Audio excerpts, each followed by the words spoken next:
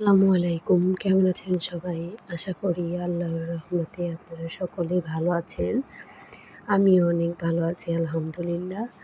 আমার দ্বিতীয় পর্বের ভিডিওটি আপনারা পছন্দ করেছেন এবং বলেছেন আরও কাজ দেখতে চান। সেই অনুযায়ী আমি এই ছোবার ঘর কমানো দেখিয়েছি। এখন ছোবার মুখ আটকানোটা দেখাবো। আপনারা দেখতে থাকেন আমি কীভাবে করছি। প্রত্যেকটি ঘরে একটি করে লং টানতে হবে, কোনো চেন হবে না, শুধু একটি করে লং। এইখানে যে ফাঁকা ঘরটি ছিল ওইখানে আমি 4টি করে লং টানছি, ওইটা না দিলে ছোবার মুখ সুন্দর হবে না। আর প্রত্যেকটি ঘরে একটি করে লং টানবেন,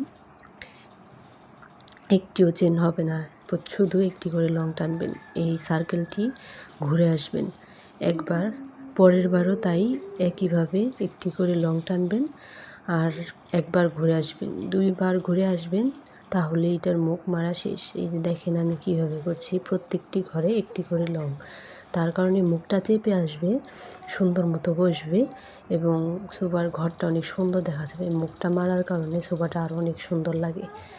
আমি অনেক সোফা বানাই, আমি অফলাইনে এগুলো বিক্রি করি, অনলাইনে এখনও বিক্রি করি না। এগুলো অনেক চাহিদা, আমার বাসায় এসে লোকে এগুলো নিয়ে যায়। তো আপনাদের সাথে সেই ভিডিওটাই শেয়ার করলাম, কিভাবে তৈরি করতে হয় ওইটাই। আমার চ্যানেলের পাশে থাকবেন, আমার জন্য দোয়া করবেন। যদি ভুল ত্রুটি হয়ে থাকে তাহলে ক্ষমা করবেন। আশা করি সামনে আরও ভিডিও দেখার অনুরোধ রইল আপনাদের। আপনারা সামনে আরও অনেক ভিডিও পাবেন ইনশাল্লাহ, যদি আপনারা সাপোর্ট করেন। এই দেখেন এখানে আমি 4টি ঘর চেন টানছি, 1 লং, 2, এই হচ্ছে 3,